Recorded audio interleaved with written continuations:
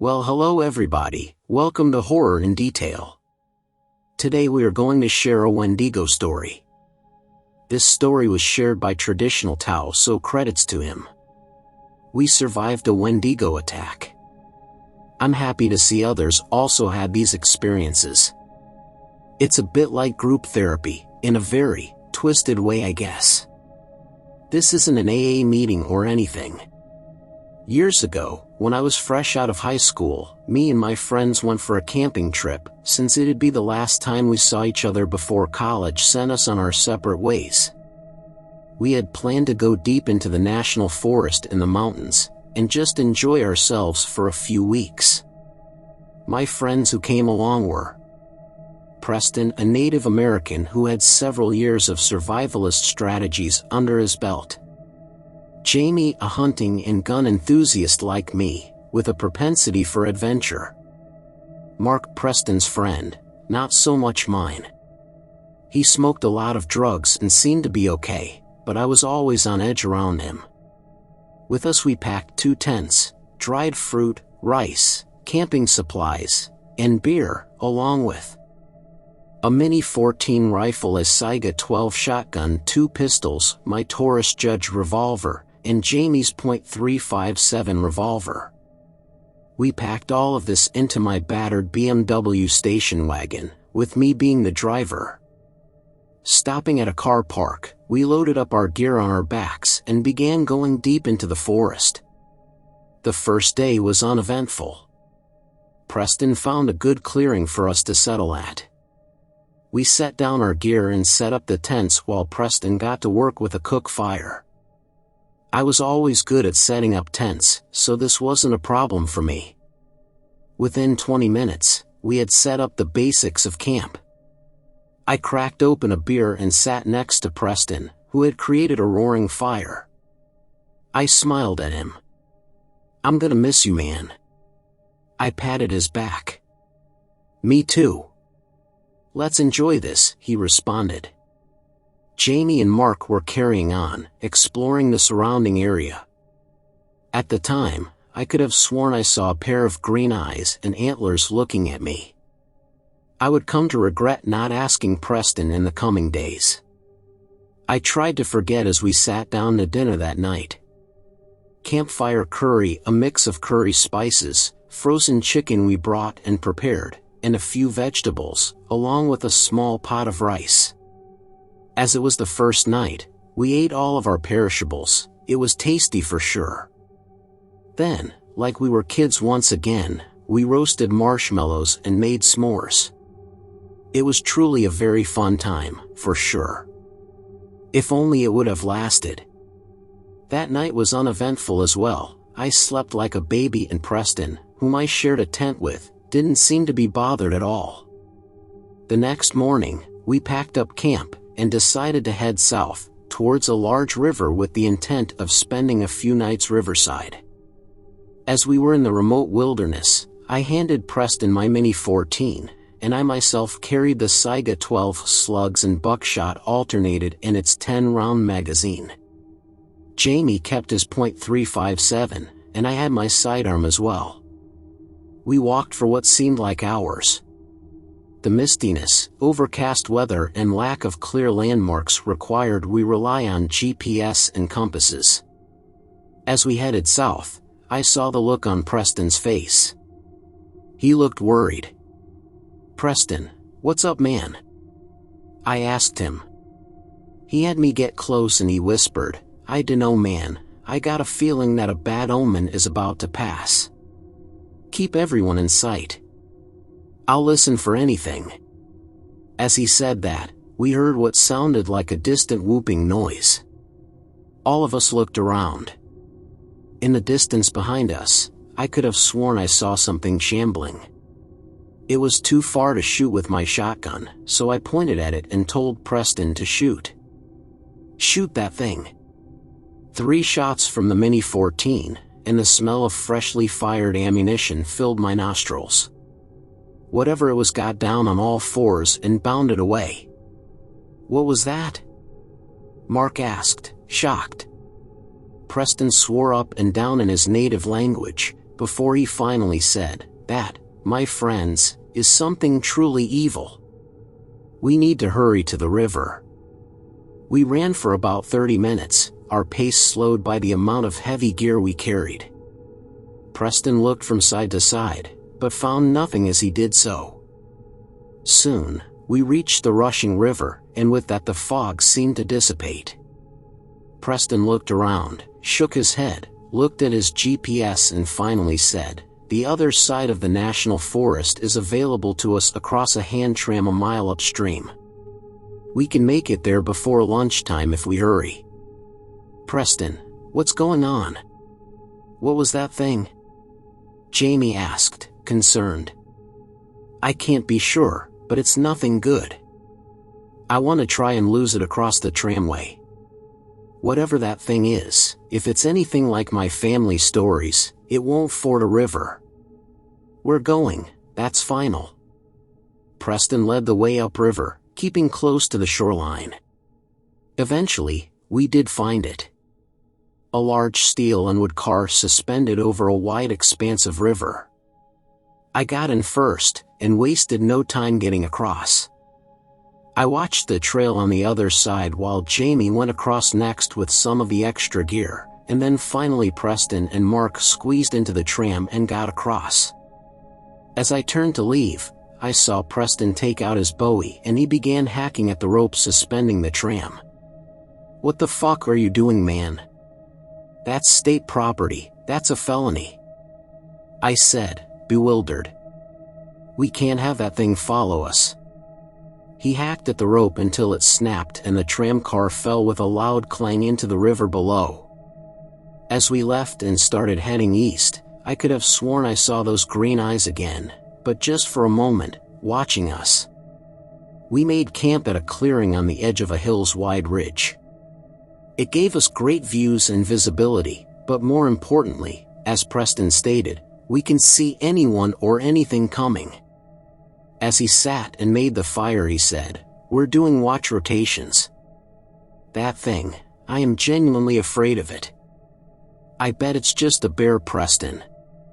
Too many family stories." Mark guffawed. As I said previously, he was Preston's, not my, friend. I took the second watch, after Preston cooked a meal of rice pudding. I had no trouble staying up. Then Jamie. I sat up and talked with him for a while.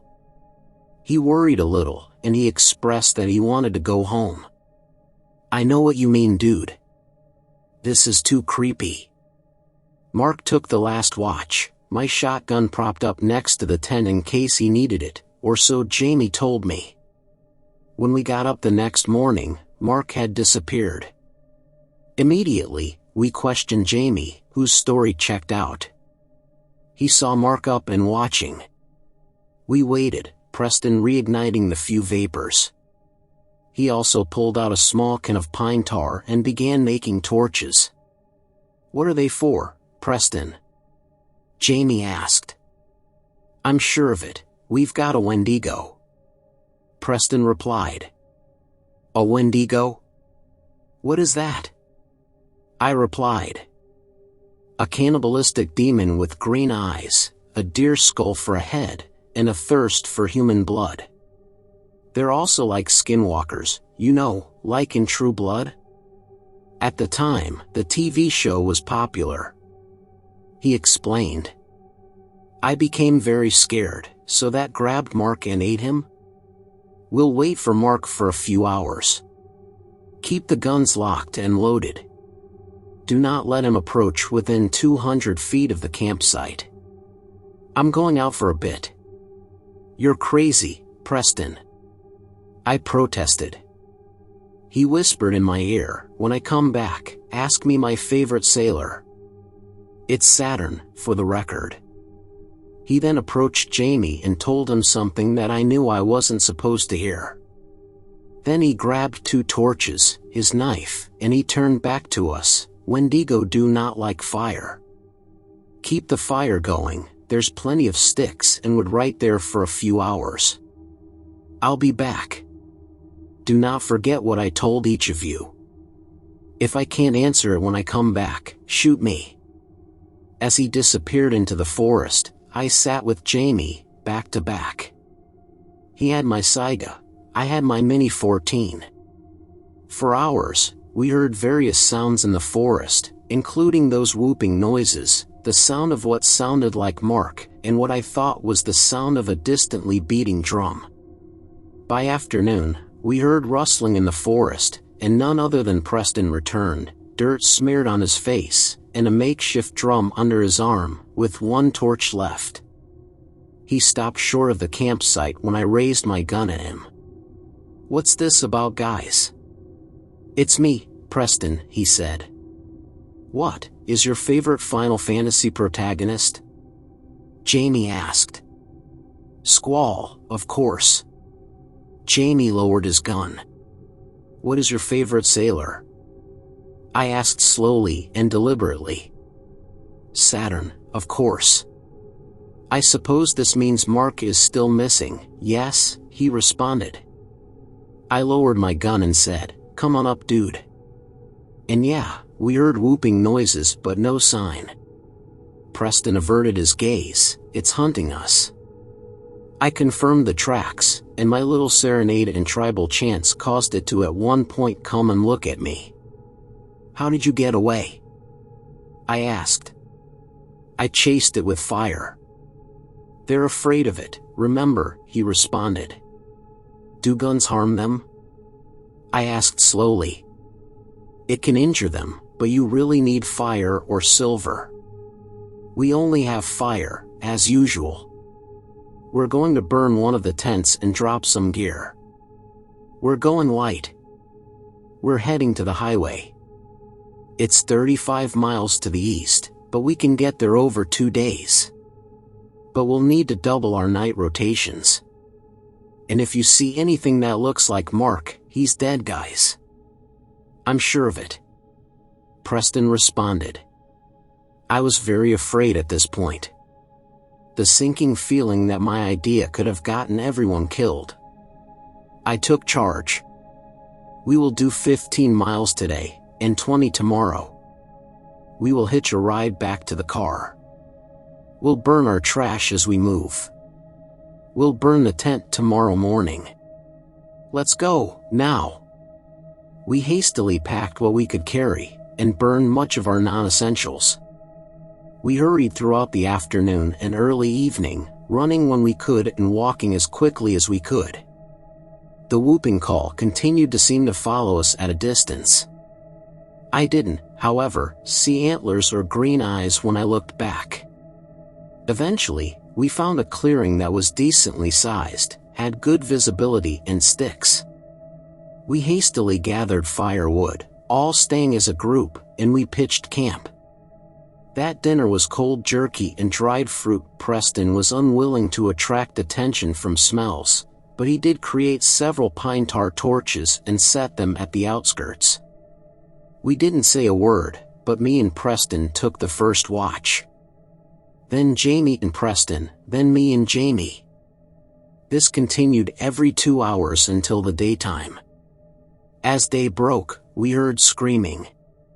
Mark's voice came from the woods crying for help. Preston shook his head. "It got him. We can't do anything about it." We burned that tent, and continued traveling throughout the day. I could see it, today, though. It didn't bother to hide itself by noon. The Wendigo was about 7 feet tall. Its limbs were blackened, 2 glowing green eyes set into a deer skull with antlers. Soft whooping noises. It kept its distance. I pulled my revolver and aimed at it, about 250 feet away. Firing, I hit it in the chest. It barely flinched. The thing turned and stared at me. Preston began to shout at it aggressively in his native language. It stopped, tilted its head, and then responded to him. I asked him, "What the hell did he say to you?" I asked him what he did with Mark. He responded, "Who's that?" Preston then grabbed my Mini 14 and fired repeatedly at him. this abomination seemed to get annoyed. I followed up with a well-placed slug to the chest from my saiga. It howled in pain and dashed away into the woods. "We better run, I think," I remarked to the group. We ran for a good 20 minutes, when suddenly, in a clearing ahead of us, was a human silhouette. Naked, filthy. "Guys, it's me. You gotta take me back. I escaped that thing and have been running from it for the last day." It was Mark. I pointed my saiga at Mark. "What happened to your clothes, Mark?" "Yeah, and if you're Mark, tell us the name of the school we went to," Preston said. He pointed the rifle at his head. "Come on guys, don't play around, it's me. I'm cold, I'm hungry, and I want to go home," he protested. Jamie shoot him in the leg with his revolver. Mark screamed in pain, "Unless you want the next to be your head, answer the fucking questions," Jamie shouted. That's when Mark's head snapped to Jamie, in a grossly unnatural fashion. I was paralyzed by fear as it appeared as if Mark was contorting and screaming in unnatural tones. I fired, repeatedly. All remaining shells in the magazine. It just seemed to shred the upper skin. Putting that on my back, I remembered, Wendigos hate fire. I grabbed my lighter and a can of bug spray, and I dashed at the thing that was once Mark, spraying it with the fire from my makeshift flamethrower. As I burned it, Preston laid down 2 entire magazines into it and then dumped the rest of his pine tar on it, and Jamie emptied his revolver. When it finally stopped screaming and moving, we were left with a mutilated and charred corpse, half Mark, half Wendigo. We all threw up. Preston began to butcher its corpse and said, "I've got to destroy the corpse. It's only right that I do this." For an hour, Preston burned and cut up the corpse, then cut the heart out. He put it in a plastic bag and then shoved it into his jacket. It took us another few hours to reach the highway. Preston sat and began to cry on the sidewalk as Jamie kept a hitchhiker thumb out.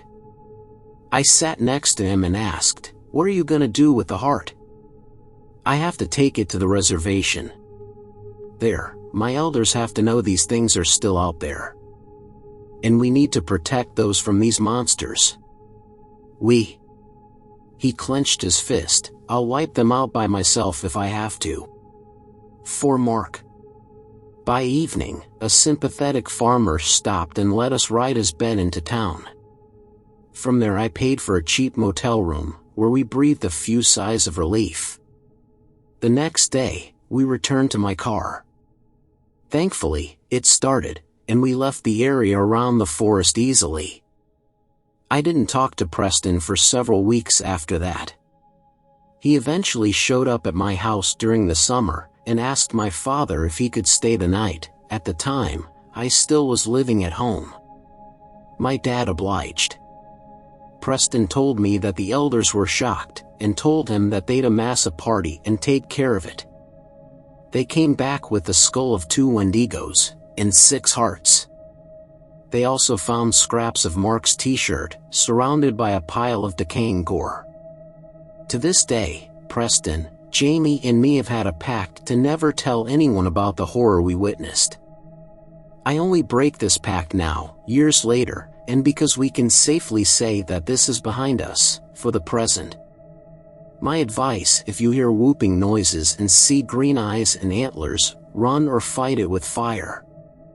Guns can cause it pain, but only fire or silver can kill it. I pray that the abominations are wiped out one day, but I know in my heart that won't happen. Thanks a lot for watching the video till the end. Subscribe to our channel Horror in Detail. Drop your opinions/suggestions in the comments section, and like the video as it helps with the YouTube algorithm.